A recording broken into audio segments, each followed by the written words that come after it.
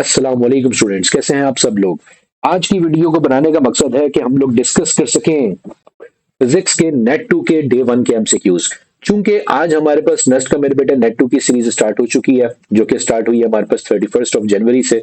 अब 31 जो कि आज है, और आज के पेपर के अंदर जो एमसीक्यूज ज्यादातर देखे गए, उन एमसीक्यूज को हम लोग यहाँ पे डिस्कस कर रहे होंगे। और इंशाल्लाह ताला उनको डिस्कस करते साथ साथ हम लोग ये भी नोट करेंगे कि भाई आपके पास ज्यादातर कौन से टॉपिक से सवाल आता है और उनको कैसे सॉल्व किया जा रहा होगा। तो आइए स्टार्ट करते हैं अपने पास डे वन के एमसीक्यूज और देखते हैं कि भाई हमारे पास क्या क्या सवाल हमसे आज के दिन पूछे जा रहे थे। सबसे पहले स्टार्ट करते हैं एमसीक्यूज नंबर वन से। अच्छा जी, तो देखें आपके पास ये जो एमसीक्यूज है, ये एमसीक्यूज हमारे पास मेरा बेटा बिलोंग कर रहा है, मुझे सवाल का क्रक्स देखते ही पता लग गया। यहाँ पे लिखा हुआ है डॉट प्रोडक्ट। अगर डॉट प्रोडक्ट लिखा हुआ है तो ऑटोमेटिकली ये हमारे पास बिलोंग करता है वेक्टर्स चैप्टर से। सवाल कह रहे हैं the dot product of two vector is negative. दो वेक्टर्स का डॉट प्रोडक्ट नेगेटिव कब होगा।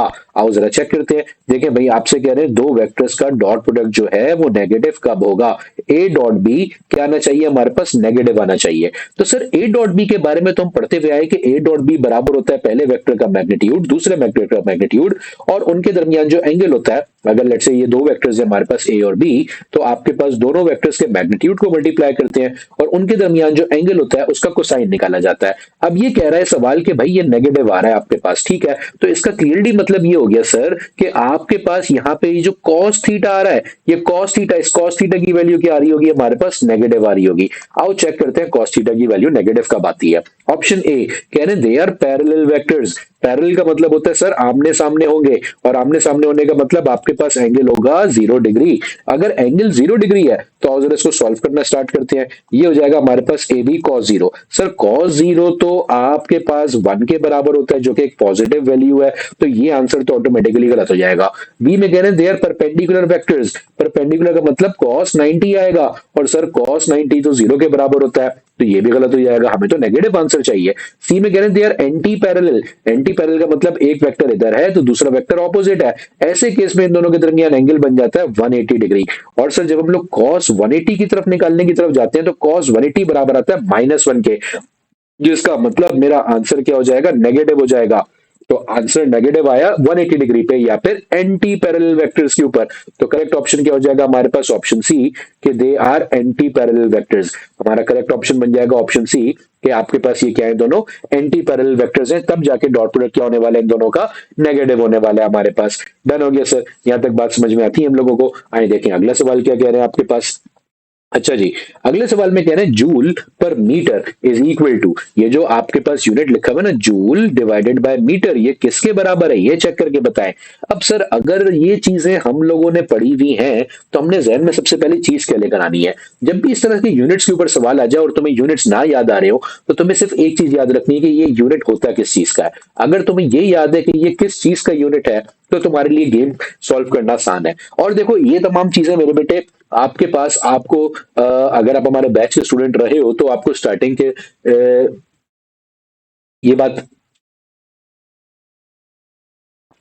शुरू के दिनों से ही पढ़ाई गई थी। जब फिजिक्स के अंदर पहला चैप्टर हमारे पास मेजरमेंट्स पढ़ाया जा रहा था, तो आपको ये चीजें बहुत शुरू में सिखाई गई थी। एनीवेज अगर नहीं याद आ रहा, चलो आओ सुनाता हूँ कैसे सुनाई गई थी भाई। जूल, जूल तो सर हमारे पास जहन में आ रहा है मुझे कि वर्क का यूनिट होता है, और वर्क वर्क खुद किसके बराबर होता है sir, force into distance. Done हो गया। तो मैं जूल की जगह ऐसे लिख सकता हूं कि ये फोर्स इंटू डिस्टेंस है, या अगर फोर्स और डिस्टेंस नहीं लिखना चाह रहे तो एक और तरीका भी लिखने का। फोर्स का यूनिट क्या होता है, न्यूटन। डिस्टेंस का होता है मीटर, तो ये newton upon newton into metre बन गया। डिवाइड में कौन है, मीटर है। मीटर ने मीटर को काटा, क्या बच गया सर हमारे पास यहाँ पे, न्यूटन बच गया। इसका मतलब जूल पर मीटर एक्चुअली किसके बराबर आ जाता है, आपके पास न्यूटन के बराबर आ जाता है। तो करेक्ट ऑप्शन क्या बन जाता है हमारे पास सर, यहाँ पे तो ऑप्शन ए बन जाता है correct option, newton. Correct option हो जाएगा हमारे पास option A, newton for this question. अच्छा जी, अगर ये तो है मेरे बेटे डे टू डे एमसीक्यूज जो कि आपके पास आज के दिन देखे गए थे, आज के दिन जो नेक्स्ट के पेपर के अंदर ऑब्जर्व किए गए थे एमसीक्यूज, ये तो हो गए वो एमसीक्यूज। अगर आप लोग ये भी चाहते हैं कि इसके अलावा नेक्स्ट के नेट वन और उसके अलावा नेक्स्ट के प्रीवियस पास्ट पेपर्स की एक कंप्लीट फिजिक्स की मैराथन आपको मिले, जिसमें मोर देन 400 क्वेश्चंस को सॉल्व करवाया गया हमारे एक्सपर्ट प्रोफेसर के थ्रू, तो आप हमारे बैच को ज्वाइन कर सकते हैं। हमारे पोर्टल के ऊपर फिजिक्स की कंप्लीट मैराथन मौजूद है। पोर्टल के ऊपर फिजिक्स की वो कंप्लीट मैराथन मौजूद है। अभी जो हम सवाल कर रहे हैं बस इनके बारे में ध्यान रखिएगा कि ये कौन से सवाल हैं जो कि आज 31 जनवरी को नेट 2 के एग्जाम के अंदर देखे गए थे, जो कि नस्ट का इंजीनियरिंग और कंप्यूटर का पेपर आता है आपके पास कंप्यूटिंग डिपार्टमेंट्स के लिए। उन एग्जाम के अंदर जो ज्यादातर क्वेश्चंस देखे गए, जो बच्चों ने हम लोगों को आके बताया कि भाई हम लोगों को ये क्वेश्चंस नजर आए थे, उससे ये फाइल बनाई गई, ये फाइल उससे कंपाइल की गई। और अगर आप चाहते हो कि आपको एक ऐसी फाइल मिले जिसमें नस्ट के पास्ट पेपर्स के, नस्ट के नेट 1 जो भी 2026 के लिए हुआ था, उन क्वेश्चंस को हमारे पास कंपाइल करके एक साथ आपको पढ़ाया जाए, तो उनके लिए मैराथन हमारे पोर्टल के ऊपर मौजूद है। और पोर्टल का पार्ट बनने के लिए डिटेल्स आप नीचे डिस्क्रिप्शन के अंदर भी देख सकते हैं कि किस तरह से पोर्टल को ज्वाइन किया जा सकता है। एनीवेज आगे चलते हैं। अगला सवाल जो देखा गया, भाई कह रहे हैं the magnitude of resultant of two forces, दो फोर्सेस के रिजल्टेंट हैं एफ। ठीक है, दो फोर्सेस हैं, दोनों का रिजल्टेंट बना रहे, कितना एफ बन रहा है। कह रहे हैं if the magnitude of each force is F. अरे वाह, यानी कि आपके पास दो फोर्सेस हैं, लेट्स से ये एक पहली फोर्स है जिसका वैल्यू एफ है, एक दूसरी फोर्स है उसकी मैग्नीट्यूड की वैल्यू भी कितनी है, एफ है। दोनों के मैग्नीट्यूड्स कितने एफ है। कह रहे इनका जो रिजल्टेंट बनेगा आपके पास, वो रिजल्टेंट भी एफ आ रहा है। जब ये दोनों फोर्सेस एक बॉडी के ऊपर एक्ट करेंगी तो इनका रिजल्टेंट भी कितना आ रहा है, एफ आ रहा है। तो पूछ रहे बताओ एंगल कितना होगा इन दोनों के दरमियान।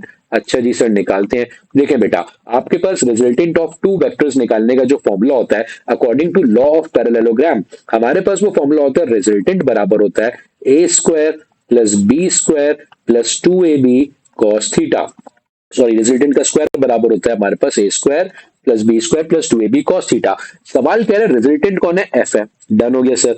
और पहले और दूसरा वेक्टर भी कौन है, जरा गौर से तो देखें सर, यहाँ पे ये पहला वेक्टर और दूसरा वेक्टर दोनों कौन है हमारे पास, सर ये तो एफ है। पहला वेक्टर और दूसरा वेक्टर दोनों कौन है हमारे पास, एफ है। तो इसका मतलब ए की जगह पे भी मैं क्या पुट कर रहा हूँ, एफ, और बी की जगह पे भी मैं क्या पुट कर रहा हूँ, एफ, और 2ab, यहाँ पे भी सर एफ और एफ आ जाएंगे, और आगे आ जाएगा कॉस थीटा। अब इस इक्वेशन को अगर आप सॉल्व कर लेते हो तो आपको पता लग जाता है भाई थीटा की वैल्यू कितनी आ रही है। आओ जरा सॉल्व करते हैं जल्दी जल्दी इसको। ये हो जाएगा एफ स्क्वायर, यहाँ पे हो जाएगा F square plus F square 2f square, 2f into F भी बन जाएंगे 2f स्क्वायर, और आगे आ जाएगा कॉस थीटा। दोनों में से 2f स्क्वायर को मैंने कॉमन निकाल लिया, जैसे ही 2f स्क्वायर कॉमन आ गया अंदर बच गया sir 1 plus cos theta. Done हो गया सर। यहाँ पे एफ स्क्वायर ने एफ स्क्वायर को काटा, 2 वहां जगह डिवाइड हो जाएगा, बन जाएगा 1/2, 1 यहाँ जाके माइनस हो जाएगा, और यहाँ पे बच जाएगा कॉस थीटा। आधे में से एक निकालेंगे तो सर ये बच जाएगा माइनस का आधा, तो ये हो जाएगा कॉस थीटा बराबर हो जाएगा -1/2 के। तो थीटा किसके बराबर हो जाएगा, कॉस इनवर्स ऑफ -1/2, जो कि बराबर होता है 120 डिग्रीज के। तो क्या आंसर बचा हमारे पास, यानी कि अगर सेम वेक्टर्स को ऐड करके आंसर भी सेम लाना चाहते हो, सेम वेक्टर के मैग्नीट्यूड्स हो, आंसर भी सेम आए उनका, तो वो कितने डिग्री पे पॉसिबल होता है, 120 डिग्री पे पॉसिबल होता है। ए कह रहा है 30, गलत कह रहा है। सी कह रहा है 45, ये भी गलत कह रहा है। बी कह रहा है 60, ये भी गलत कह रहा है। तो करेक्ट ऑप्शन कौन है सर, फिर ऑप्शन डी है ना भाई। ये देखो 120 डिग्री, तो करेक्ट ऑप्शन क्या हो जाएगा हमारे पास, ऑप्शन डी 120 डिग्रीज। डन हो गया सर जी, यहां तक बात समझ में आती है। आए अगला सवाल दिखाएं।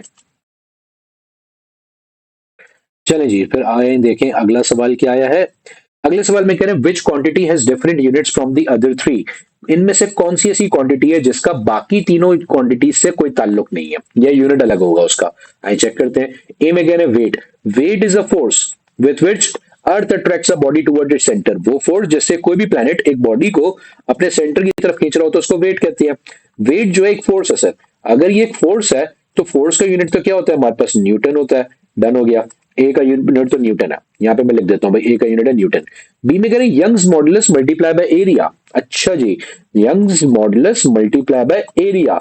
यंग्स मॉडुलस का यूनिट होता है सर न्यूटन पर मीटर स्क्वायर, एरिया का होता है मीटर स्क्वायर। कैंसिल, तो सर इसका यूनिट भी न्यूटन के बराबर ही आ रहा है जो यहाँ लिखा हुआ है। डन हो गया। तो इन दोनों के यूनिट्स तो सेम है। क्या rate of change of momentum, rate of change of momentum. अच्छा जी, चेंज ऑफ मोमेंटम का रेट, यानी कि मोमेंटम के चेंज को डिवाइड करना है टाइम से। मोमेंटम का यूनिट होता है सर न्यूटन सेकंड, और टाइम का होता है सेकंड। सेकंड से सेकंड घटा, ये भी न्यूटन बन रहा है, तो इसका भी यूनिट न्यूटन ही है। तो ले देंगे सर, मुझे साफ नजर आ रहा है कि आंसर तो डी होने वाला है। लेकिन डी को जरा एक्सप्लेन तो कर दें, क्यों क्यों आपने डी मार्क करा। डी को भी तो ऐसे एक्सप्लेन करें जैसे बाकी ऑप्शन एक्सप्लेन। अरे एक सेकंड रुक जाओ, डी मार्क कर दूं फिर बता रहा हूं। ये देखो कैसे हो रहा है डी भाई। डी ऐसे होगा आपके पास, डेंसिटी, डेंसिटी का यूनिट होता है, डेंसिटी होता है क्या, मास पर यूनिट वॉल्यूम, मास केजी पर unit volume metre cube, multiply by volume, volume का यूनिट होता है मीटर क्यूब। डन हो गया। वेलोसिटी का यूनिट होता है सर मीटर पर सेकंड। डन हो गया। तो मीटर क्यूब से मीटर क्यूब कट गए, यहां बच गया किलोग्राम मीटर पर सेकंड। और किलोग्राम मीटर पर सेकंड न्यूटन के बराबर नहीं होता, बिकॉज न्यूटन बराबर होता है भाई किलोग्राम मीटर पर सेकंड स्क्वायर के। कैसे सर, कैसे बताया? अरे सिंपल यार, फोर्स किसके बराबर होती है? एम ए ना, मास टाइम्स एक्सीलरेशन, मास का केजी, एक्सीलरेशन का मीटर पर सेकंड स्क्वायर। इस तरह से बताया मैंने, और करेक्ट आंसर इस तरह से डायरेक्टली क्या हो गया भाई हमारे पास? सर ये तो नजर आ गया हमारे पास कि ऑप्शन डी है, क्योंकि ये बराबर बन रहा है किलोग्राम मीटर पर सेकंड के, ये हमारे पास बराबर नहीं आ रहा न्यूटन के। ठीक हो गया, तो इसलिए हमारे पास ऑप्शन डी हो जाता है करेक्ट आंसर। Moving on. अच्छा जी, आए देखें वेक्टर्स का एक और सवाल आया भाई, और वेक्टर्स का एक और सवाल, और मजे की बात, वेक्टर्स को अगर आपको याद हो, जो हमारे बैच के स्टूडेंट्स ये वीडियो देख रहे होंगे उनको ये बात मालूम होगी कि वेक्टर्स उनको कितने मल्टीपल लेक्चर्स में पढ़ा के खत्म करवाया गया था। इतनी डिटेल में पढ़ाने की सिर्फ जो वजह थी वो ये थी कि भाई आपके पास, आप वेक्टर को किसी भी तरीके से आपसे पूछ लिया जाए, अच्छे तरीके से सॉल्व करने के काबिल बनो। कह रहे हैं if a vector R A is equal to 2i+2j+3k, ठीक है, एक वेक्टर ए आ गया मेरे पास, और बी वेक्टर है जिसकी वैल्यू 3i+6j+a के, परपेंडिकुलर टू ईच अदर। ये दोनों कैसे हैं? परपेंडिकुलर एक दूसरे के। ठीक हो गया सर, ए वेक्टर और बी वेक्टर एक दूसरे के साथ क्या है? परपेंडिकुलर है। परपेंडिकुलर का मतलब एंगल कितना बन रहा होगा इन दोनों के दरमियान? 90 डिग्री बन रहा होगा। डन हो गया सर। अब ये कह रहे हैं बताओ इस ए की वैल्यू क्या है? ये जो ए के आ गया ना, ये ए के, इस ए की वैल्यू क्या है अगर आपके पास ये दोनों वेक्टर्स परपेंडिकुलर हैं? ठीक है सर, बताते हैं। देखो परपेंडिकुलर वेक्टर्स के लिए जो उनका डॉट प्रोडक्ट होता है वो 0 के बराबर होता है। ये आपको कैसे पता सर? ये मुझे ऐसे पता है कि अभी थोड़ी देर पहले भी मैं तुम लोगों को बता रहा था कि cos 90 0 होता है, तो इस तरह से मुझे पता। ओके हो गया सर। अच्छा, तो अगर ये हमारे पास 0 के बराबर है तो इसका मतलब ए डॉट बी हमारे पास क्या बन जाएगा? 0। क्यों सर? क्योंकि थीटा यहाँ पे 90 डिग्री है और cos 90 जो होता है वो 0 के बराबर होता है, तो इसका मतलब हमारे पास यहां पे हम ये लिख सकते हैं कि भाई ए डॉट बी बराबर आ जाएगा 0 के। ए डॉट बी निकालते हैं। ए डॉट बी निकालना दुनिया का सबसे आसान काम है। कैसे? पहले आई जे, पहले सारी वैल्यूज लिख दो, ये ए की वैल्यूज लिख दी, डॉट, फिर बी की वैल्यूज लिख दो, 3i+6j+a के, सारी वैल्यूज लिख दी। अब इनका डॉट करते हैं। डॉट करना दुनिया का सबसे आसान काम क्यों है सर? आई वाली वैल्यू को आई वाली वैल्यू से मल्टीप्लाई करते हैं, सिर्फ कोफिशिएंट्स को, दैट्स इट। अच्छा जी सर, कर देते हैं। 2 3 जार 6। सिमिलरली जे वाली वैल्यू को जे वाली वैल्यू से कर दो भाई, 2 6 जार 12। डन हो गया सर, यहाँ पे आ जाएगा 2 6 जार 12, और के वाली वैल्यू को के वाली वैल्यू से कर दो, 3 इंटू ए। कितने हो जाएंगे सर? ये 3a हो जाएंगे। तो ये हो जाएगा आपके पास कुछ इस तरीके से। डन हो गया। 6 + 12 18 होते हैं। जरा यहाँ पे साइड पे सॉल्व कर देता हूँ थोड़ा सा बाकी। ठीक हो गया सर, तो ये हो जाएगा हमारे पास 3a, और 18 वहां भेज दो, -18 हो गया। तो a की वैल्यू कितनी आ गई? -6 आ गई सर। क्यों? क्योंकि 3 1 जार 3, 3 6 जार 18।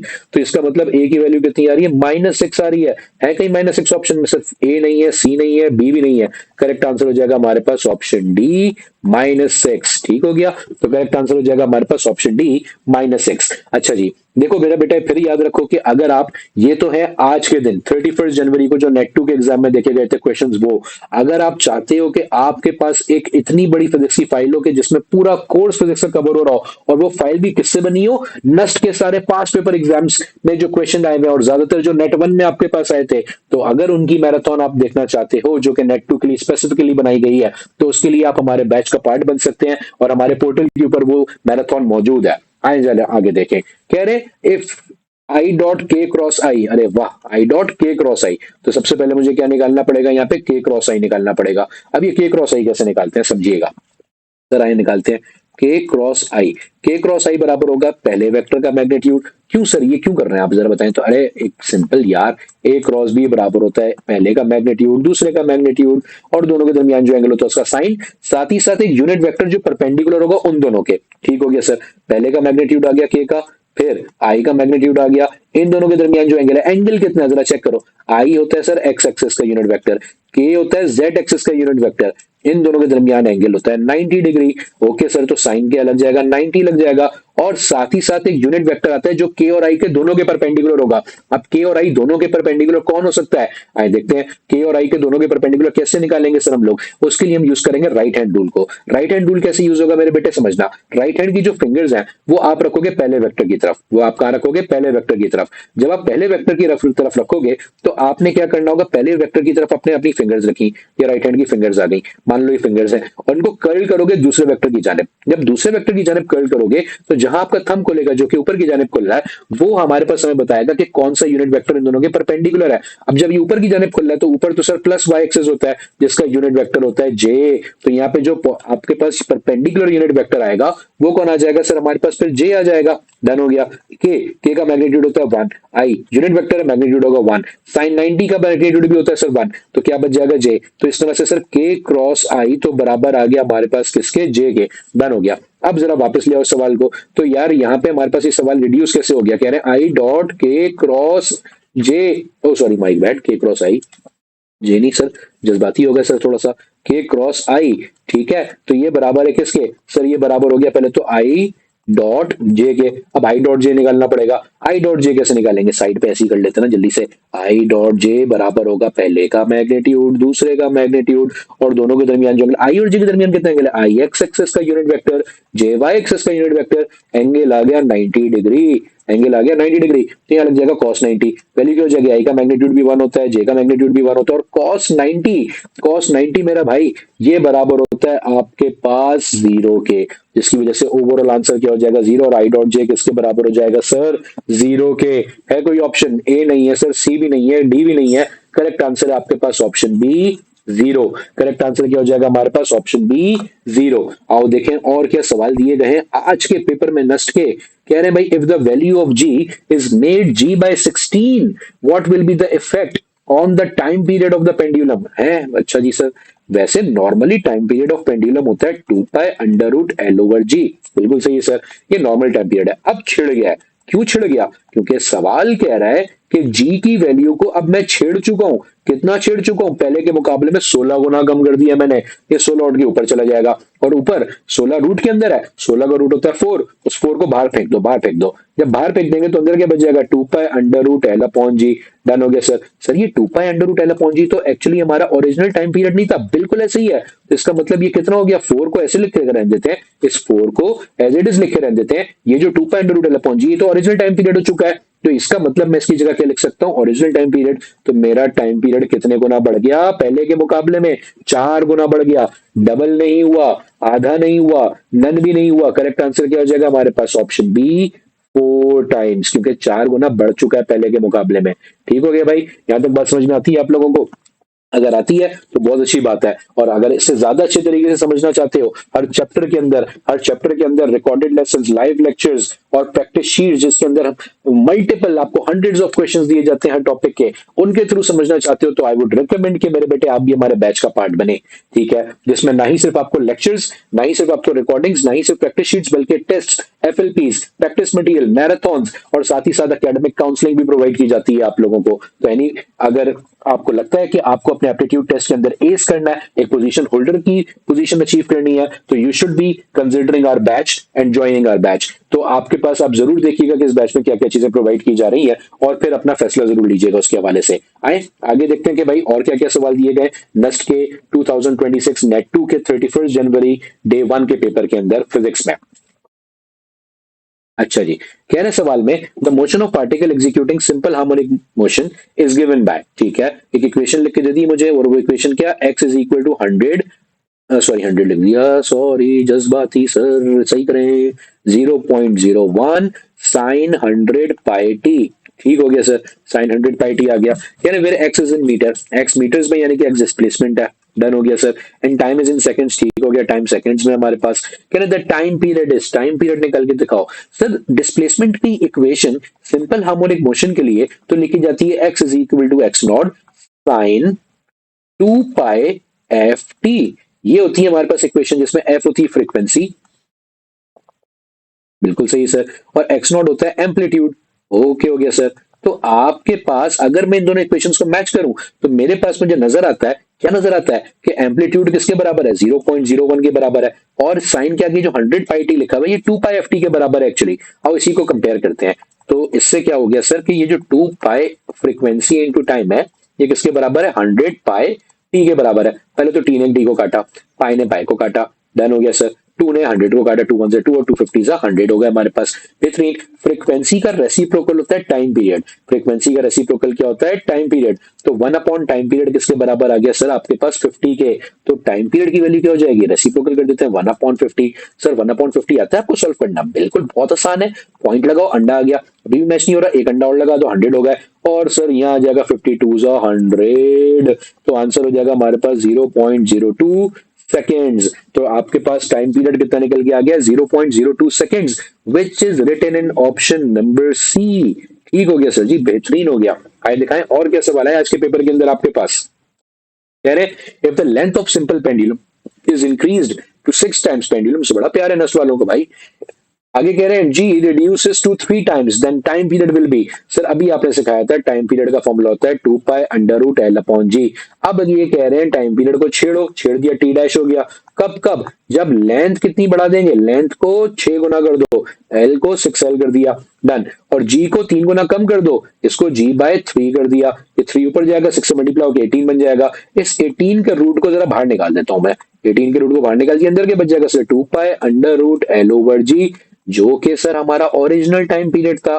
तो इसका मतलब छिड़ा हुआ टाइम पीरियड पहले के मुकाबले में अंडर रूट 18 टाइम्स ज्यादा हो जाएगा हमारे पास। अंडर रूट 18 टाइम्स है कोई ऑप्शन? सर पहला ही ऑप्शन लिखा हुआ है, तो करेक्ट क्या हो जाएगा हमारे पास? Option A, increase by under root 18 times. ठीक है भाई, आंसर क्या हो जाएगा? Increases by under root 18 times. Done हो गया सर जी। और दिखाएं आज के पेपर में क्या क्या चीजें आई हैं। अच्छा जी, कह रहे हैं the total energy of a pendulum, फिर पेंडुलम पे आ गया भाई, बहुत मोहब्बत है, बहुत मोहब्बत है। कह रहे हैं total energy of a pendulum is 50 joules. अच्छा जी, पेंडुलम की जो टोटल एनर्जी है वो कितनी है भाई? आपके पास 50 जूल्स है। डन हो गया। आगे कह रहे हैं what will B it's kinetic energy at the mean position. अब मेरी एक बात समझना और वो गौर से सुनना। देखो पेंडुलम एक ऐसी बॉडी जो कि सिंपल हार्मोनिक मोशन परफॉर्म कर रही है, या एक ऐसी बॉडी जो कायनात में एग्जिस्ट करती है। और अगर एग्जिस्ट करती है तो उसके ऊपर लाजिम हो जाती है एक और चीज, और वो क्या लाजिम हो जाता है? कि वो फॉलो करे किसको? Law of conservation of energy को। यानी कि आपके पास energy can neither be created nor it can be destroyed but can change its form. Energy अपनी फॉर्म चेंज कर सकती है। इसका मतलब आपके पास जो टोटल एनर्जी है, या तो वो काइनेटिक की फॉर्म में होगी या वो पोटेंशियल की फॉर्म में होगी। लेकिन कब कब आओ देखते हैं। जब हमारा पेंडुलम यहां से उठा के एक एक्सट्रीम पोजीशन पे लेके जाया जाता है, जब उसको एक्सट्रीम पोजीशन पे लेके जाते हैं तो एक्सट्रीम पोजीशन पे वो मोमेंटली रुका हुआ है, मान लो रुका हुआ है। जब वो रुका हुआ है तो इसका मतलब उस वक्त इसकी पोटेंशियल एनर्जी वो अपने हाईएस्ट पॉइंट के ऊपर है जमीन से, तो पोटेंशियल एनर्जी क्या होगी? मैक्सिमम। और रुका हुआ है, कोई मोशन नहीं है, तो काइनेटिक एनर्जी कितनी हो जाएगी? 0। फिर जब मैं यहां से छोड़ूंगा, इसको रिलीज करूंगा, ये नीचे जाएगा जाएगा, इसकी स्पीड बढ़ेगी बढ़ेगी बढ़ेगी, बढ़ते बढ़ते मैक्सिमम कब हो जाएगी? जब वो अपने सेंट्रल पॉइंट पे पहुंचेगा, क्योंकि उसके बाद तो फिर उसकी स्पीड कम होनी है और उसने फिर जाके रुकना है इस पोजीशन के ऊपर आके आपके पास, जिसको हम बोलेंगे एक्सट्रीम पोजीशन, और वहां पे पोटेंशियल एनर्जी फिर मैक्सिमम हो जाएगी। तो इसका मतलब स्पीड बढ़ती कब है? जब वो नीचे की तरफ जा रहा होता है। किस पोजीशन की तरफ जा रहा होता है? हमारे पास मीन पोजीशन की तरफ जा रहा होता है। और जब वो मीन पोजीशन पे पहुंच जाता है, जब वो मीन पोजीशन पे पहुंच जाता है, तो इस पॉइंट पे इसकी काइनेटिक एनर्जी क्या हो जाती है? मैक्सिमम हो जाती है। और याद क्या रखना है? Total energy is the sum of potential and kinetic. Mean position पे पोटेंशियल कितनी होगी हमारे पास? 0। तो अगर टोटल एनर्जी हमारे पास सम है किसका? काइनेटिक प्लस पोटेंशियल का, तो मीन पोजीशन के ऊपर पोटेंशियल तो 0 हो चुकी है, तो टोटल एनर्जी किसके बराबर हो जाएगी? काइनेटिक एनर्जी के। और यानी कि दोनों कितने हो जाएंगे? 50 जूल, क्योंकि सवाल ने कहा ये कितना है? 50 जूल है। तो इसका मतलब काइनेटिक एनर्जी हमारे पास मीन पोजीशन पे कितनी है भैया? 50 जूल है। यही सवाल अगर एक्सट्रीम पे पूछते, पोटेंशियल के लिए पूछते, तो हम बोलते कि भाई एक्सट्रीम के ऊपर पोटेंशियल कितनी होती है? 50 जूल हो जाती है हमारे पास। ठीक है, इन्हीं सवाल को पूछने का एक और वेरिएशन भी बता दी। चलो मैंने आपको साथ साथ आए देखें आगे क्या कहा है नेक्स्ट वालों ने भाई। चलो भैया, तो आगे चल के और देखते हैं कि भाई आज के सवाल क्या क्या नजर आए हम लोगों को नेट वन के, सॉरी नेट टू के पेपर के अंदर फिजिक्स के। इस सवाल में कह रहे हैं, चलो अभी सेकंड ईयर में भी एंटर होगा थोड़ा सा। कह रहे in the partial series hydrogen spectral series the electron transitions and at which principal quantum number. तो आओ समझना। देखो हाइड्रोजन एटम से हमारे पास लाइट रेज निकलती हैं। कब कब निकलती हैं? जब किसी भी हायर शेल के इलेक्ट्रॉन ट्रांजिशन करके लोअर शेल में जाते हैं आपके पास।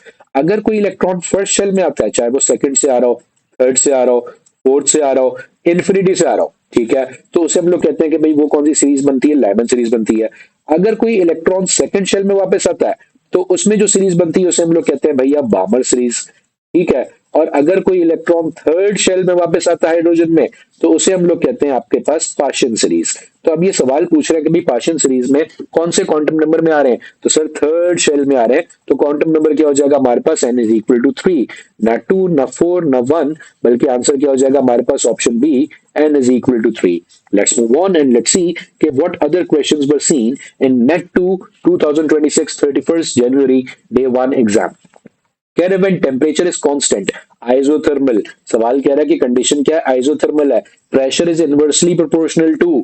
अच्छा जी सर, जब हमारे पास आइसोथर्मल कंडीशन हो जाती है, आओ जरा आइडियल गैस इक्वेशन को देखते हैं।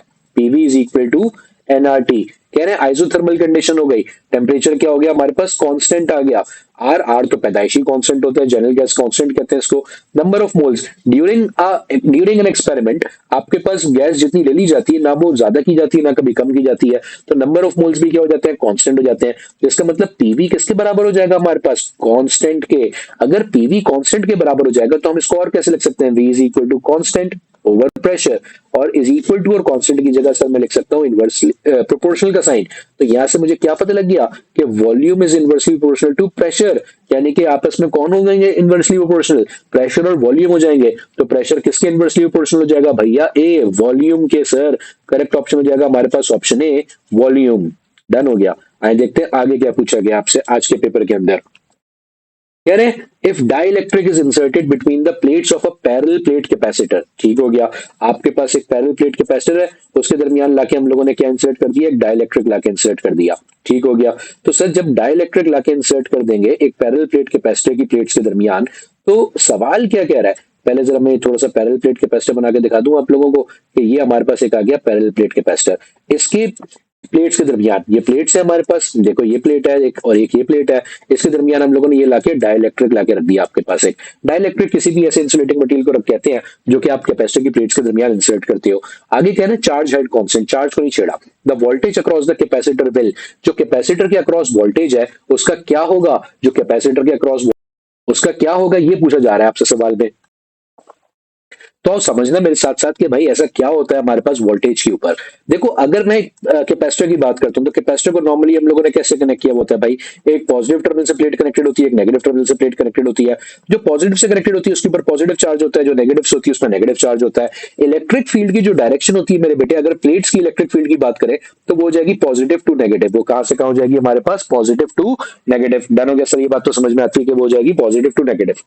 अब अगर हम लोग यहीं पे बात करें आपके पास कि जो कैपेसिटर के बीच में आपने डाइलेक्ट्रिक घुसाया, इसमें क्या हो रहा होगा, देखो ये जो डाइलेक्ट्रिक होता है ना बेटा, ये डाइलेक्ट्रिक पोलराइज हो जाता है। कैसे हो जाता है पोलराइज सर, पॉजिटिव के प्लेट्स के करीब जो डाइलेक्ट्रिक का पोर्शन होगा उसके ऊपर नेगेटिव चार्जेस आ जाएंगे यहाँ पे, ठीक है। नेगेटिव प्लेट के करीब जो होगा उसके ऊपर पॉजिटिव चार्ज हो जाएंगे, जिसकी वजह से ये पोलराइज हो जाता है। इसको हम कहते हैं कि भाई कैपेसिटर की जो ये डाइलेक्ट्रिक है ये पोलराइज हो जाता है हमारे पास। और इस पोलराइजेशन इफेक्ट से फायदा क्या होता है, इससे कैपेसिटेंस बढ़ती है। कैसे बढ़ती है समझते हैं। देखो अब आपके पास यहाँ पे एक और इलेक्ट्रिक फील्ड जनरेट हो जाएगी जो कि होगी पॉजिटिव नेगेटिव। अब दो इलेक्ट्रिक फील्ड्स हो गई, एक इलेक्ट्रिक फील्ड हमारे पास प्लेट्स की वजह से है, एक हमारे पास डाइलेक्ट्रिक की पोलराइजेशन की वजह से है, और दोनों एक दूसरे को अपोज करेंगे जिसकी वजह से इलेक्ट्रिक फील्ड हमारे पास क्या हो चुकी है, डिक्रीज। नेट इलेक्ट्रिक फील्ड क्या हो जाएगी, डिक्रीज। अब अगर नेट इलेक्ट्रिक फील्ड हमारे पास डिक्रीज हो गई है, समझना इस बात को मेरे बेटे, अगर नेट इलेक्ट्रिक फील्ड हमारे पास क्या हो गई, डिक्रीज हो गई है, तो वोल्टेज का एक फॉर्मूला होता है हमारे पास ईडी। अगर नेट इलेक्ट्रिक फील्ड डिक्रीज हुई तो वोल्टेज भी क्या हो जाएगा हमारे पास, डिक्रीज हो जाएगा सर। और वोल्टेज अगर डिक्रीज हो गया तो कैपेसिटेंस बढ़ जाएगी। कैसे,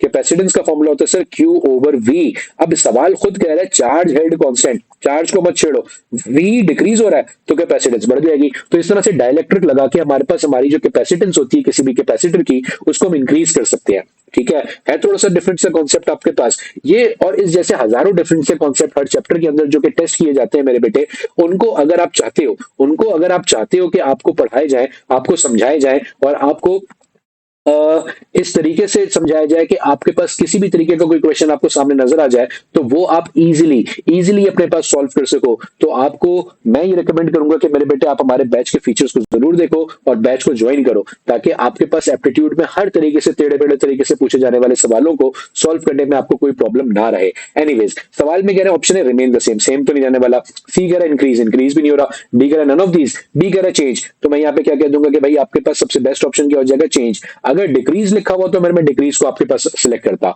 तो यहां तक सर ये बात तो समझ में आती है। आइए देखें अगला सवाल क्या कह रहा है। अगले सवाल में कह रहे हैं if an in an adiabatic process heat exchange कैसे होती है एडियाबैटिक प्रोसेस में। देखो बेटा एडियाबैटिक प्रोसेस में क्या होता है, थर्मोडायनेमिकल सिस्टम होता है हमारे पास, ठीक है, एक ऐसा सिस्टम जिसकी वॉल्स जो है हमारे पास कैसी होती है, इंसुलेटिंग, और बेस कैसी होती है, कंडक्टिंग। अब यहाँ पे क्या किया जाता है आपके पास, इसके अंदर हम आइडियल गैस भर देते हैं, आइडियल गैस भर के इसके ऊपर लगा देते हैं हम लोग आपके पास एक पिस्टन जो कि मूवेबल होता है, फ्रिक्शनलेस होता है और वेटलेस होता है, और इसके ऊपर कुछ वेट रख देते हैं ताकि प्रेशर बना रहे। अब किया जाता है एडियाबैटिक प्रोसेस में हमारे पास जो वॉल्स हैं और जो बेस है, ये दोनों चीजें, जो वॉल्स हैं और जो बेस है, इन दोनों चीजों को हमारे पास कैसे रखा जाता है, इंसुलेटिंग रखा जाता है। क्यों? ताकि ना ही कोई हीट अंदर जा सके, ना अंदर की हीट बाहर आ सके हमारे पास, यानी कि हीट के एक्सचेंज को खत्म कर दिया जाता है। एडियाबैटिक प्रोसेस एक ऐसे प्रोसेस को कहा जाता है जिसमें आपके पास हीट एक्सचेंज कितना हो जाए, नेट हीट एक्सचेंज जो है वो कितना हो जाए, हमारे पास जीरो हो जाए। हीट एक्सचेंज कितना हो जाए भाई, आपके पास जीरो हो जाए, यानी कि हीट ना अंदर आ सके है ना बाहर जा सके है। तो मैक्सिमम मिनिमम कांस्टेंट सब गलत। करेक्ट आंसर क्या हो जाएगा हमारे पास sir, option B zero. Moving on, और देखते हैं भाई नेक्स्ट के नेट टू के अंदर डे वन के एमसीक्यूज जो है हमारे पास वो कौन से थे। कह रहे हैं a bulb connected to the output of a NAND gate, एक बल्ब है जो कि नैंड गेट से आपके पास कनेक्टेड है, वो ऑन होगा कब ऑन होगा, नैंड गेट से कनेक्टेड है और ऑन कब होगा। अब ये देखना पड़ेगा हमारे पास कि भाई अगर नैंड गेट से कनेक्टेड है तो ऑन कब होगा। तो पहले थोड़ा सा सर नैंड गेट तो समझाएं। नैंड नॉट और एंड को मिला के बनाया जाता है। नैंड कैसे मिलता है भाई हमारे पास, नॉट और एंड को कैसे मिलता है, और टेबल बना के चेक करते हैं।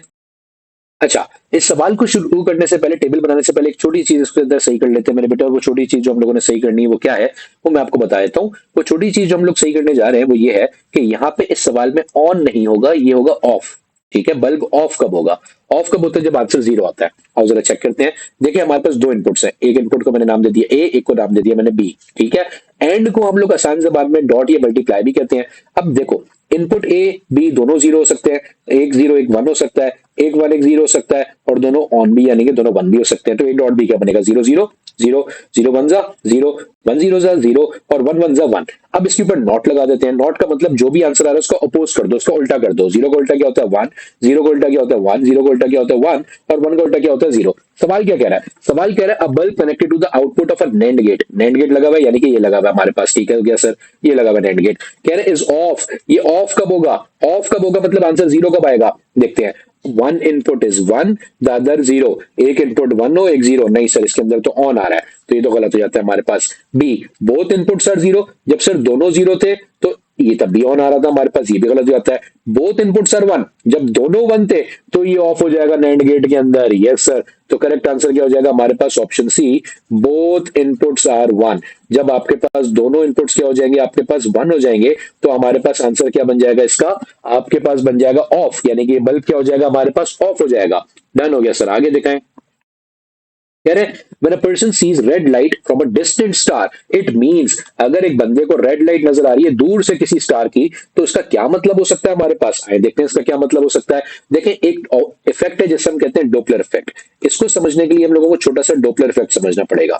डोपलर इफेक्ट क्या होता है आपके पास, समझिएगा कि डोपलर इफेक्ट होता क्या है। डोपलर इफेक्ट ये होता है मेरे बेटे कि आपके पास अगर कोई सोर्स है, किसी भी वेव की सोर्स है, लाइट हो साउंड हो, किसी भी वेव की सोर्स है, अगर वो सोर्स किसी रिसीवर से, अगर वो सोर्स किसी रिसीवर के पास खड़ी हुई है तो उस सोर्स से निकलने वाली वेव्स हमारे पास रिसीवर तक पहुंच रही होंगी। डन हो गया सर। अगर ये सोर्स इससे दूर जाना शुरू हो जाए, रिसीवर वहीं का वहीं हो, सोर्स क्या हो रही है हमारे पास, दूर जाना शुरू हो जाती है, रिसीवर वहीं होता है, तो ये जो वेव होती है इसकी वेवलेंथ स्ट्रेच हो जाती है। इस वेव की वेवलेंथ क्या हो जाती है हमारे पास, स्ट्रेच हो जाती है, यानी कि वेवलेंथ आपके पास इंक्रीज हो जाती है कब, जब सोर्स दूर जाती है। अब वेवलेंथ अगर इंक्रीज हो रही है तो जरा सर विजिबल रीजन बताएं। विजिबल रीजन होता है भैया वेब गेयर मतलब violet, indigo, blue, green, yellow, orange, red. इसमें जब हम वॉयलेट से रेड की तरफ जाते हैं तो वेवलेंथ इंक्रीज हो रही होती है। तो अब ये बात याद रखना कि अगर आपको किसी स्टार से रेड लाइट नजर आ रही है, इसका मतलब वो स्टार हमसे दूर जा रहा है। क्योंकि देखो ना, जब वो हमसे दूर जा रहा होगा, स्टार एक सोर्स है जिससे लाइट निकल रही है, जब वो हमसे दूर जा रहा होगा तो आपके पास वेवलेंथ बढ़ रही होगी। वेवलेंथ बढ़ रही होगी तो बड़ी वेवलेंथ किसकी है इनमें से, सर रेड की है। तो अगर आपको रेड लाइट नजर आ रही है इसका मतलब वो स्टार हमसे दूर जा रहा है, करीब नहीं आ रहा, दूर जा रहा है। तो इसका मतलब sir A, star is approaching, नहीं अप्रोच नहीं कर रहा, दूर जा रहा है। B, star is moving away from earth, yes that is going to be our correct option. कि स्टार जो वो क्या हो रहा है हमारे पास, दूर जाना शुरू हो रहा है अर्थ से हमारे।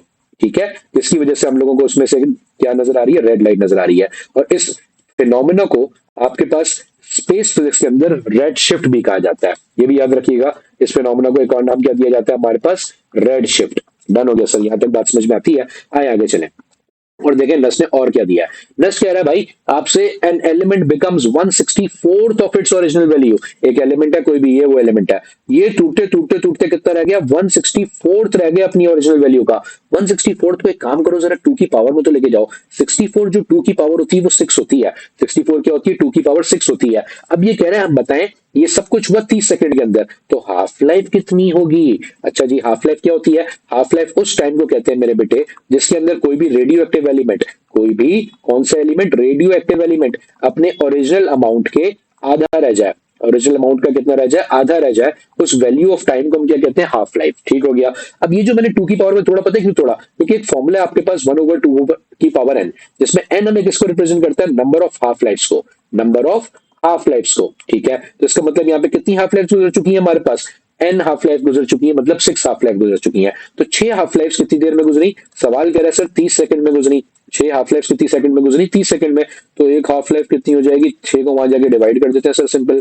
तो ये हो जाएगा सर हमारे पास 5 सेकंड्स। तो एक हाफ लाइफ कितनी हो जाएगी हमारे पास, 5 सेकंड्स की। करेक्ट आंसर क्या हो जाएगा सर, 30 तो नहीं होगा, 10 भी नहीं होगा, 6 भी नहीं होगा। करेक्ट ऑप्शन हो जाएगा हमारे पास ऑप्शन सी, 5 सेकेंड्स। डन हो गया सर जी।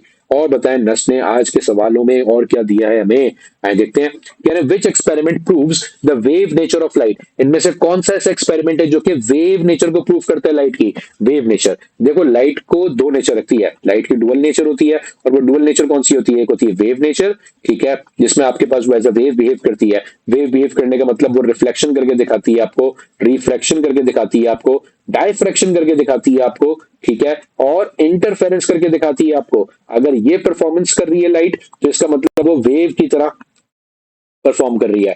जबकि आपके पास एक पार्टिकल के तौर पे बिहेव करती है लाइट, कब, जब वो कोलिजन करके दिखाती है, such as photoelectric effect, such as Compton's effect. ठीक हो गया सर। अब आए देखते हैं कौन कौन से इफेक्ट। ए में कह रहे photo electric, sir photo electric तो आपने पहले ही बता दिया, पार्टिकल नेचर को प्रूव करता है, कोलिजन होती है इसमें। कॉम्पटन इफेक्ट में भी ऐसी हो रहा है। यंग डबल स्लिट एक्सपेरिमेंट में क्या हुआ था, यंग डबल स्लिट एक्सपेरिमेंट में ब्राइट और डार्क फ्रिंजेस बनी थी, जो कि किसकी वजह से बनी थी, इंटरफेरेंस, कंस्ट्रक्टिव और डिस्ट्रक्टिव इंटरफेरेंस की वजह से बनी थी। तो करेक्ट आंसर क्या हो जाएगा फिर हमारे पास, option C, Young's double slit experiment. ये वो एक्सपेरिमेंट है जो कि इनमें से आपके पास किसको शो कर रहा है, आपके पास शो कर रहा है भाई कि लाइट क्या है, वेव है, क्योंकि इसमें इंटरफेरेंस करके दिखाई गई थी। डी मिलिकन क्यों नहीं लिखा सर आपने, सॉरी मिलिकन ऑयल ड्रॉप। ये मिलिकन ऑयल ड्रॉप एक्सपेरिमेंट तो मेरे बेटे इलेक्ट्रिक फील्ड से वेट को बैलेंस करने का तरीका था। तो ये तो वेव और पार्टिकल के अंदर कहीं ताल्लुक ही नहीं रखता। तो ये हम लोगों के पास वेव ऑप्शन है, इसलिए इसको कटा देते हैं यहाँ से उठा के अपने पास। डन हो गया। आए और दिखाएं सर और क्या सवाल है हमारे पास। अब कह रहे इफ लेंथ बिकम्स हाफ, ठीक है, लेंथ कितनी हो जाए, आधी हो जाए। ओके हो गया sir. And magnetic field becomes double, the force on conductor will be. किसी कंडक्टर के ऊपर जो कि मैग्नेटिक फील्ड के अंदर रखा हुआ होता है, उसके ऊपर जो फोर्स लग रही होती है, उसके ऊपर जो फोर्स लग रही होती है मैग्नेटिक फील्ड की वजह से, अगर तो उस करंट में, उस कंडक्टर में करंट जा रहा है, तो वो फोर्स की वैल्यू होती है F is equal to BIL. अब ये कह रहे हैं वो फोर्स छिड़ जाएगी, कब छिड़ जाएगी, जब सवाल में क्या कह रहे हैं कि लेंथ को क्या कर दो अपने पास, आधा कर दो। लेंथ को कितना कर दो भैया, आधा कर दो। एक सेकंड बीच में लिख दिया सर आपने, पहले लेंथ को कितना कर दो, आधा कर दो, कर देते हैं। तो हम लोगों ने लेंथ को पहले क्या कर दिया, आधा कर दिया, L/2 लिख दिया। करंट को छेड़ने की बात नहीं हुई, करंट एज इट इज रहा। मैग्नेटिक फील्ड को कितना छेड़ा गया है, मैग्नेटिक फील्ड डबल कर दिया है, तो यहाँ आ गया हमारे पास 2B। तो ये बन जाएगा सर फॉर्मूला। अब 2 से 2 को काट दो, तो सर ये तो बिल के बराबर ही आ गया। और बिल तो ओरिजिनल फोर्स नहीं थी हमारी, बिल्कुल ऐसी है सर, बिल तो कौन थी, ओरिजिनल फोर्स थी। तो छिड़ी हुई फोर्स ओरिजिनल फोर्स के बराबर ही आ गई। तो इस तरह से इसका मतलब फोर्स नहीं चेंज हो रही, फोर्स बिल्कुल भी चेंज नहीं हो रही ये तमाम चेंजेस करने से। ए कह रहा है डबल हो रही है, डबल नहीं हो रही भाई। बी कह रहा आधी, आधी भी नहीं हो रही, 4 गुना भी नहीं हो रही, बल्कि सेम रह रही है। तो करेक्ट ऑप्शन क्या हो जाएगा हमारे पास, option C, remain same. Done हो गया सर जी। आए आगे चलते हैं और आगे बताएं कि और कौन कौन से सवाल आए हैं आज के दिन आपके पास। आए देखते हैं और कौन कौन से सवाल आपके दिन, आज के दिन में देखे गए भाई। अच्छा, अब इस सवाल में कह रहे हैं find the mass of a body. आपसे कह रहे हैं क्या करना है, आपने मास फाइंड करना है सवाल में। ठीक हो गया, मास फाइंड करना है, सही है सर, मास हमें नहीं पता। और इफ अ 10 न्यूटन फोर्स लग रही है उसमें कितनी, 10 Newton, changes it speed from, उसकी इनिशियल स्पीड थी बॉडी की 100 मीटर पर सेकंड, फाइनल कितनी हो गई 50 मीटर पर सेकंड, और कितनी देर में हुई, 50 सेकंड्स में हुई। डन हो गया सर। अब मास निकालना है ना, फोर्स गिवन है सवाल में, जो चीज गिवन होती है उससे फॉर्मूला बनाए। फोर्स का फॉर्मूला होता है सर ma, m का तो कोई फॉर्मूला नहीं है। एक्सेलरेशन का फॉर्मूला होता है sir final velocity minus initial velocity divide by time. अब यहां से मुझे मास निकालना है, मास को अकेला कर लेता हूँ।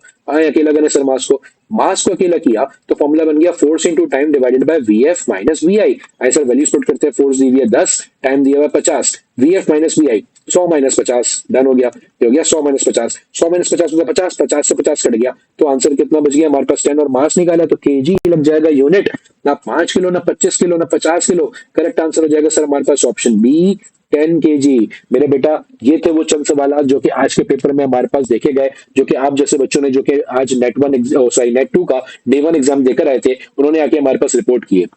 अब आपके पास इसी तरीके से हमारी कोशिश होगी कि जिस तरह से हमारे पास रोजाना की बेसिस पे नेट के अदर डेज के एग्जाम्स के पेपर्स हमारे पास और क्वेश्चंस आते रहेंगे, हम इंशाल्लाह ताला आपको सॉल्व करवाते रहेंगे। लेकिन ये तो है वो डे वाइज एग्जाम, लेकिन अगर आप अपने डे में अपीयर होने से पहले एक ऐसी सटल तैयारी करना चाहते हो जो कि आपको हर तरह के टॉपिक के ऊपर प्रिपेयर कर दे, और एक ऐसी वीडियो चाहते हो जो कि आपको जितने भी टॉपिक्स आपके फिजिक्स में, मैथ्स में, इंग्लिश में मौजूद हैं उनको कंप्लीट कर सके, तो आपको अगर फिजिक्स के अंदर more than hundreds of question, like more than 400 question आपके पास अगर आपको चाहिए जो कि स्पेसिफिकली नस्ट के पास पेपर्स में आए हैं, जो कि स्टूडेंट्स ने एक्सपीरियंस किए नेट 1 के अंदर 2026 के और उनके प्रीवियस एग्जाम्स के अंदर, तो आपके पास आपको वो वीडियो मिलने जाएगी हमारे पास हमारे पोर्टल के ऊपर, और पोर्टल को हासिल करने के लिए आपको ज्वाइन करना पड़ेगा हमारा बैच, जिसकी डिटेल्स आपको इस वीडियो के अंदर भी नीचे नजर डिस्क्रिप्शन में आ जाएंगी। तो यहाँ पे मुझे दीजिएगा इजाजत, सैयद हंजला बुखारी को। अल्लाह हाफिज एवरीवन। आप लोगों ने, जिन बच्चों ने नस का नेट नंबर 2 दे दिया, वेल एंड गुड। जिन्होंने नहीं दिया, अभी देना है, तो भाई अभी से खुदारा नस के नेट नंबर 3 की, नेट नंबर 4 की तैयारी अभी से स्टार्ट करिए। और उसके लिए मैं आपको रिकमेंड करता हूं हमारा न्यू बैच जो कि अभी इसी वीक से स्टार्ट हो रहा है। इस बैच की खास बात क्या है? देखो, बैच की खास बात क्या होती है? सबसे पहले नंबर के ऊपर कि लाइव क्लास के ऊपर आपका कंप्लीट कोर्स कवर होता है, और ये लाइव क्लासेस मैं नहीं देता भाई, मेरे अलावा पाकिस्तान के जो बेस्ट टीचर्स हैं, मैं तो अपने आप को अदना से टीचर समझता हूं कि भाई आपको हर सब्जेक्ट के अंदर मल्टीपल एक्सपर्ट प्रोफेसर मिलते हैं हमारे बैचेस के अंदर। या हमारे इदारे में ये नहीं होता कि सुबह एक बंदा केमिस्ट्री पढ़ाए, शाम में मैथ्स पढ़ाए, रात में फिजिक्स पढ़ाए, ऐसा नहीं होता। आपको हर सब्जेक्ट के अंदर एक्सपर्ट फैकल्टी मिलती है। ना सिर्फ ये, बल्कि आपको हर सब्जेक्ट के अंदर मल्टीपल टीचर्स का एक्सेस मिलता है जो कि आपको मल्टीपल डेज के ऊपर क्लासेस लेते हैं। कंप्लीट वीक पे क्लासेस आपकी होती हैं। अगर आप वीकेंड का बैच लेना चाहें, वीकेंड के ऊपर होंगे। अगर आप वीक डेज का लेना चाहें, वीक डेज पे होंगी। अगर आप कंप्लीट वीक पे लेना चाहें, कंप्लीट वीक पे होंगे, और आपको एक्स्ट्रा कोई फीस नहीं देनी होती। तो लाइव क्लासेस के ऊपर आपका कोर्स कवर होता है, और हमारी तमाम की तमाम क्लासेस आपकी स्मार्ट बोर्ड्स पे कंडक्ट होती हैं।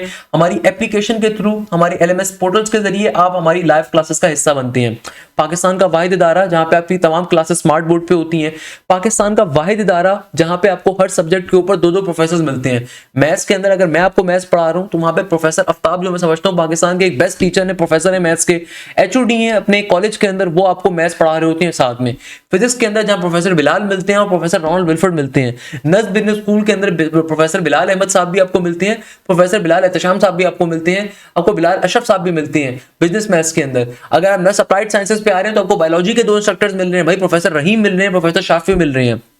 केमिस्ट्री के अंदर प्रोफेसर जो नर्स अप्लाइड साइंसेस के अंदर अप्लाई करते हैं, कहीं और अप्लाई करते हैं, वहां पे केमिस्ट्री भी आती है, तो प्रोफेसर आपको साद वकार भी मिल रहे हैं और प्रोफेसर आपको शहरियार साहब भी मिल रहे हैं। इंग्लिश के अंदर प्रोफेसर एहतशाम भी आपको मिल रहे हैं और मिस जोहा जैन भी मिल रही है। तो हर सब्जेक्ट में आपको मल्टीपल प्रोफेसर मिलते हैं, और ये तमाम की तमाम लाइव क्लासेस स्मार्ट बोर्ड पे कंडक्ट होती हैं। जो भी लाइव क्लास कंडक्ट होती है आपको उसकी रिकॉर्डिंग भी मिलती है।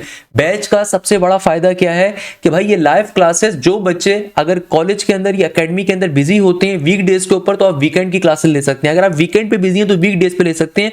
बट जो बच्चे चाहते हैं कि उनका कोर्स जल्दी कवर हो, आपके पास कंप्लीट कोर्स की रिकॉर्डिंग का एक्सेस भी अवेलेबल होता है। प्लस आपको हफ्ते के 7 डेज भी क्लासेस मिल सकती हैं, क्योंकि हमारी जो क्लासेस होती हैं वो इस तरीके से डिस्ट्रीब्यूट होती हैं कि भैया हर सब्जेक्ट में क्योंकि 2 प्रोफेसर हैं, तो एक प्रोफेसर वीक डेज पे क्लास होती है एक प्रोफेसर की, यानी कि एक प्रोफेसर फर्स्ट मैथ्स अगर पढ़ा रहा हूं मैं तो मेरी वीक डेज पे क्लास है, दूसरे प्रोफेसर की वीकेंड के ऊपर क्लास है। तो जो बच्चा चाहता है कि हफ्ते के 7 दिन क्लासेस ले तो वो दोनों टीचर्स की क्लासेस को ले सकता है, और जो बच्चा चाहता है वो किसी एक टीचर को फॉलो करे तो एक टीचर को भी फॉलो कर सकता है।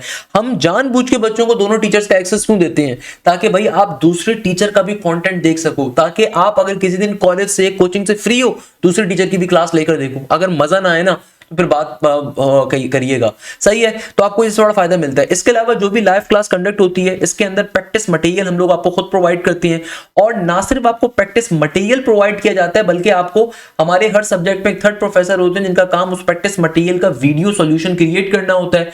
यानी कि जो भी प्रैक्टिस मटेरियल आपको प्रोवाइड किया जाता है उस प्रैक्टिस मटेरियल का आपको प्रॉपर वीडियो सॉल्यूशन मिलता है। जैसे कि मैथ्स के अंदर प्रोफेसर हसन कुरैशी साहब जो है, उनका काम यह है कि भाई प्रैक्टिस मटेरियल का वीडियो सॉल्यूशन क्रिएट करना, तो आपको एक बहुत बड़ा प्रैक्टिस जोन मिलता है। इसके अलावा आपको जो भी टॉपिक आपका कवर होगा उसका प्रॉपर टेस्ट कंडक्ट होगा।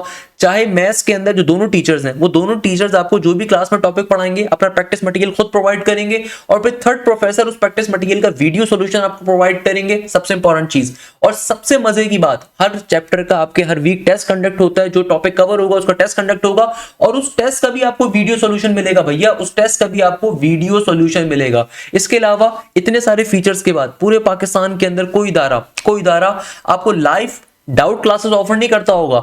हमारे बैचेस के अंदर आपकी प्रॉपर लाइव डाउट क्लासेस भी कंडक्ट होती हैं। इन लाइव डाउट क्लासेस का पर्पस क्या होता है कि भाई अगर कोई बच्चा ऐसा है, यानी कि बहुत सारे बच्चे ऐसे होंगे जो प्रैक्टिस मटेरियल खुद से सॉल्व कर रहे हैं, कहीं पे फंस जाते हैं, सही है, तो आपकी जो थर्ड प्रोफेसर होंगे हर सब्जेक्ट के अंदर, जैसे मैथ्स के अंदर प्रोफेसर हसन कुरैशी हैं, इसी तरीके से फिजिक्स में दूसरे हैं, इंग्लिश के अंदर प्रोफेसर एहतशाम खुद अपनी डाउट क्लास लेते हैं कि भाई आपका कोई मसला है, कोई प्रॉब्लम है, कोई क्वेरी है, तो आपकी हफ्ते में एक दिन लाइव डाउट क्लास अलग से कंडक्ट होती है, तो वहां पे अपनी क्वेरीज को आप पूछ सकते हैं। इसके अलावा आपके एप्लीकेशन जो हमारी है, पोर्टल जो हमारा है, उसके ऊपर आपके with in the app chatting group मौजूद हैं, जहां पे व्हाट्सएप से ज्यादा सपोर्ट चैट ग्रुप मौजूद है, तो वहां पे आप अपनी क्वेरीज को, अपनी प्रॉब्लम्स को और डायरेक्टली क्वेश्चंस को पूछ सकते हो। इसके अलावा आपकी कम्युनिटीज हम लोगों ने क्रिएट करी हुई अपने पोर्टल के ऊपर के, जहां पे आप अपने कोई भी क्वेश्चन अपने क्लास फेलो से डिस्कस करना चाहते हो, दूसरे बच्चों से डिस्कस करना चाहते हो, वहां पे उसको रेज कर सकते हो। इसके अलावा एकेडमिक काउंसलर्स का एक्सेस मिलता है। इन बैचेस का फायदा क्या होता है कि भाई नस के नेट 3 से पहले कोर्स कवर भी होगा, फिर मल्टीपल टाइम नस के नेट 4 से पहले कोर्स कवर होगा। इसके अलावा अगर आप नस के अलावा बाकी यूनिवर्सिटीज में भी अप्लाई करें तो वो सब भी कवर अप होंगी। ये बहुत बड़ा फायदा आपको, और पूरे पाकिस्तान में कोई इदारा ऑफर नहीं कर रहा होता ये तमाम फीचर्स आपको, ये पूरे पाकिस्तान के अंदर अल्हम्दुलिल्लाह उज़्ज़वजल कोई भी इदारा आपको ऑफर नहीं करता। फॉर एग्जांपल अगर मैं आपको एक बेसिक ओवरव्यू भी दिखाऊं कि किस तरीके से हमारी क्लासेस ये वर्क करती हैं, तो भैया आप अगर सिंपल तरीके से फोल्डर्स के सेक्शन के अंदर जाइए, लेट्स सपोज आप फिजिक्स के सेक्शन के अंदर गए, जो बच्चे नस की तैयारी कर रहे हैं फिजिक्स के अंदर गए, तो आपके पास सेशन 2024-25 पूरा गिवन है ओल्ड, यानी कि कंप्लीट कोर्स की रिकॉर्डिंग आपके पास वैसी गिवन है। पाकिस्तान में ऐसे ऐसे बेकार इदारे मौजूद हैं जो भाई न्यू ईयर डिस्काउंट के नाम पे 15,000 रुपए के ऊपर सिर्फ रिकॉर्डिंग दे रहे होते हैं। तो यहाँ पे आपको जो हमारी एक मिनिमल फीस है उसमें कंप्लीट कोर्स की रिकॉर्डिंग तो वैसे ही मिल रही है, प्रॉपर लाइव क्लासेस मिल रही है, और एक नहीं दो एक्सपर्ट टीचर्स हर सब्जेक्ट के अंदर। तो अब लाइव क्लासेस के सेक्शन के ऊपर गए, बैच 1.0 में एक चीज दिखाता हूं आपको। जैसे क्लास 11 सर रोनाल्ड ने कवर पूरी करवाई है, तो आप वेक्टर्स के ऊपर गए प्रोफेसर रोनाल्ड के ऊपर, तो भैया जो बैच के बच्चे होते हैं ये सिर्फ इसका एक्सेस ले सकते हैं, सही है ना भैया। तो यहाँ पे अगर आप देखोगे तो प्रोफेसर रोनाल्ड ने बहुत डिटेल के अंदर एक एक चीज आपको कवर अप करवाई हुई होगी प्रोफेसर रोनाल्ड साहब ने। तो भाई एक एक चीज इन्होंने बहुत डिटेल के अंदर पढ़ाई भी होगी, प्रोफेसर रोनाल्ड साहब ने आपको कंप्लीट डिटेल के अंदर अपना टॉपिक कवर करवाया हुआ होगा अल्हम्दुलिल्लाह उज़्ज़वजल। तो ये आपके पास पर्टिकुलरली प्रोफेसर रोनाल्ड साहब की क्लास चल रही है प्रॉपर स्मार्ट बोर्ड के ऊपर अल्हम्दुलिल्लाह। जिस तरह आप देखते होगे कि भाई किस तरह जो बाहर के मुल्कों के अंदर तालीम दी जाती है उस तरह के सिस्टम को हम पाकिस्तान में मुतारिफ करवा चुके हैं। तो अब इसी तरीके से प्रोफेसर बिलाल आपको मिल रहे हैं। हीट एंड थर्मोडायनामिक्स में चला जाता हूं मैं इनके किसी टॉपिक के ऊपर, थर्मोकेमिस्ट्री के ऊपर फॉर एग्जांपल में चला गया, सही है भाई। तो आपके पास सिंपल तरीके से सर बिलाल जी हैं यहाँ पे, ये अपनी क्लास कंडक्ट कर रहे हैं। हर सब्जेक्ट में आपको मल्टीपल प्रोफेसर्स मिलते हैं, हर सब्जेक्ट के अंदर आपको मल्टीपल ऐसे प्रोफेसर्स मिल रहे होंगे। आप पर्टिकुलरली मैथ्स के अंदर जाओगे, जहां पे मैथ्स के अंदर ये बंदा है नाचीज थोड़ा बहुत पढ़ा रहा है भाई, वहां पे वैसे ही आपको दूसरे टीचर्स भी मिल जाएंगे। मैथमेटिक्स के अंदर वैसे ही आपको, अच्छा मेरे पास ये सारे फोल्डर्स आ रहे हैं क्योंकि मैं डायरेक्टर हूं बेटा, आपके पास सारे फोल्डर्स नहीं आएंगे, आपके पास सिर्फ आपके रिस्पेक्टिव फोल्डर्स होंगे। अब जैसे कि भैया मैं चला गया मैथ्स के अंदर, प्रोफेसर आफ्ताब साहब पार्शियल डेरिवेटिव, एक एक चीज बहुत डिटेल के अंदर आपको पढ़ने को मिलेगी, आपको मजा आ जाएगा मैथ्स के अंदर। तो भाई किसी भी कोचिंग सेंटर में आपका फ्रेंड बैठा हुआ होगा अकेडमी के अंदर, 70,000 60,000 रुपए देने के बाद एक सब्जेक्ट में एक टीचर मिलता है। यहाँ पे आपको हर सब्जेक्ट में हमने पाकिस्तान के बेस्ट प्रोफेसर्स, मल्टीपल प्रोफेसर्स दिए हुए और बड़ी मिनिमल फीस के साथ। तो इस तरीके से देखिए प्रोफेसर आफ्ताब अपने टॉपिक को कवर करवा रहे हैं माशाल्लाह से। आपको तमाम के तमाम पास पेपर्स करवाए जाते हैं, तमाम के तमाम प्रैक्टिस जोन्स के अंदर आपको मल्टीपल ईयर्स के पेपर्स मिलते हैं। इसके अलावा हर सब्जेक्ट के अंदर आपको उसके वीकली टेस्ट अलग होते हैं, ग्रैंड टेस्ट अलग होते हैं, चैप्टर वाइज टेस्ट अलग होते हैं। आप चाहें तो पुराने टेस्टों को भी दे सकते हैं और उनको डिस्कस कर सकते हैं अपने डाउट टीचर्स के साथ। इसी तरीके से डाउट क्लासेस हमारी अलग होती हैं कि भाई अगर मैं जाऊं लेट्स सपोज इंग्लिश के ऊपर मैं गया, तो भाई इंग्लिश के अंदर मैं गया तो ये सेशन 2025-24 की पुरानी रिकॉर्डिंग्स भी अवेलेबल है, न्यू रिकॉर्डिंग्स भी अवेलेबल है। इसके अलावा देखो प्रोफेसर एहतशाम साहब ने जो 2 दफा कोर्स अपना कवर करवाया वो भी मौजूद है। डाउट क्लास का एक अलग फीचर है, कोई इदारा आपको सिर्फ एक दफा कोर्स कवर करवा रहा होता है और समझता है काम खत्म हो गया। हमारे बैचेस में आपकी डाउट क्लासेस अलग होती हैं भाई, ये डाउट क्लासेस हैं। डाउट क्लासेस का मतलब होता है कि भाई ये लाइव क्लासेस के अलावा डिस्कशन है, लाइव क्लासेस के अलावा की डिस्कशन है। कोई प्रॉब्लम है, कोई मसला है तो आप यहाँ पे देखो पूछ सकते हैं। प्रोफेसर एहतशाम को आप सारे पसंद करते हैं, उनकी जानबूझ के हमने मैराथन अभी आप लोगों को प्रोवाइड करी थी ताकि आपको आइडिया हो सके हमारे बैचेस में कैसे पढ़ाया जाता है। प्रोफेसर एहतशाम अपनी डाउट क्लास खुद से कंडक्ट करते हैं। तो देखो डाउट क्लास एक उनकी कंडक्ट चल रही है, तो ये इस तरीके से एक एक चीज आपको लेके चली जाती है। इसी तरीके से इनकी अगर मैं लाइव क्लास के ऊपर जाऊं, किसी भी लाइव क्लास के ऊपर मल्टीपल टाइम आपको कोर्स कवर करवाएंगे, बिजनेस के बच्चों के लिए भी, इंजीनियरिंग के बच्चों के लिए भी। तो प्रोफेसर एहतशाम प्रॉपर जो पास पेपर्स होते हैं उनकी बेसिस के ऊपर आपके लेक्चर डिजाइन होते हैं। इसके अलावा आपके जो चैट का ग्रुप होता है भाई, normally coaching centre WhatsApp groups के ऊपर चैट होती है, यहाँ पे आपकी प्रॉपर्ली चैटिंग के लिए हमारा अपना in house build chatting system मौजूद है, ताकि यहाँ पे कोई बच्चा डिस्टर्ब ना हो सके, कोई रील शील ना भेजी जाए एंड सो ऑन। इसके अलावा अगर आपका कोई डाउट शाउट है तो आप सब्जेक्ट डाउट के ऊपर जाके पूछ सकते हैं। जैसे कि मैं अगर आपको यहाँ पे शो करूं, लेट सपोज मैं आपको यहाँ पे बड़े मजे की चीज शो करता हूँ, सब्जेक्ट डाउट का फायदा क्या होता है। भाई मैं यहाँ पे चला गया सिंपल तरीके से, अल्लाह भला करे 248 के ऊपर। लेट सपोज एक बच्चा है हारून रशीद अहमद खान, उन्होंने अपना कोई डाउट पूछा है, potential across an ideal switch, here the answer is 0। अब जो प्रोफेसर आसिम साहब हैं, उन्होंने फिजिक्स का इस बच्चे ने अपना डाउट पूछा है, प्रोफेसर आसिम साहब ने उसका आंसर किया हुआ है, बाकी दूसरे बच्चों ने भी उसके ऊपर पर्टिकुलरली अपना फीडबैक दिया हुआ है। तो भाई हमारे जो कम्युनिटी सेक्शन है, जो सब्जेक्ट डाउट का पोर्शन है, बड़ा एक अच्छा यूनिक फीचर है कि भाई यहाँ पे आप अपने क्लास फेलोज के साथ, अपने पर्टिकुलरली कोर्स फेलोज के साथ आप इंटरेक्ट कर सकते हो कि भैया आप किसी क्वेश्चन के रिगार्डिंग, किसी बात के हवाले से, जहाँ पे आपको डाउट टीचर भी रिस्पॉन्ड बैक करेंगे और आपके जो पर्टिकुलरली क्लास फेलोज होते हैं वो भी रिस्पॉन्ड बैक कर रहे होते हैं। तो ये तमाम फीचर्स आपको अल्हम्दुलिल्लाह ज़बरदस्त हमारे बैचेस के अंदर मिल रहे होते हैं। तो वो तमाम स्टूडेंट जो अभी नस के नेट नंबर 3 की तैयारी करना चाहते हैं, नेट नंबर 4 की तैयारी करना चाहते हैं, या फिर नस के नेट नंबर 2 के अंदर जो हमारे स्पेशलाइज पास पेपर्स हैं उनको गो थ्रू करना चाहते हैं, तो उसके लिए फिर आप बैच का हिस्सा बन रहे होंगे। तो इन बैचेस का सबसे बड़ा फायदा ही क्या है कि भाई लाइव क्लासेस के ऊपर मल्टीपल टाइम कोर्स कवर होगा। आप नस की तैयारी कर रहे हो, फास्ट की कर रहे हो, जीआईके की कर रहे हो, एनईडी की कर रहे हो, मेरान की कर रहे हो, यूईटी की कर रहे हो, तो आपका मल्टीपल टाइम कोर्स कवर होगा। आपका ईकेट के राउंड 1 से पहले कंप्लीट कोर्स कवर अप होगा, फिर राउंड 2 से पहले मल्टीपल टाइम कोर्स कवर होगा। आपको स्पेशलाइज आपके एफएलपीस कंडक्ट होते हैं, full length paper, pass paper and so on. तो तमाम चीजें आपको अल्हम्दुलिल्लाह ज़बरदस्त हमारे बैचेस के अंदर मिल रही होती हैं। मैं उम्मीद करता हूं कि आप सिंपल तरीके से बैच का हिस्सा बनेंगे ताकि आपसे बैच में मुलाकात हो। जज़ाकल्लाह खैर, thank you so much. Hashim signing off.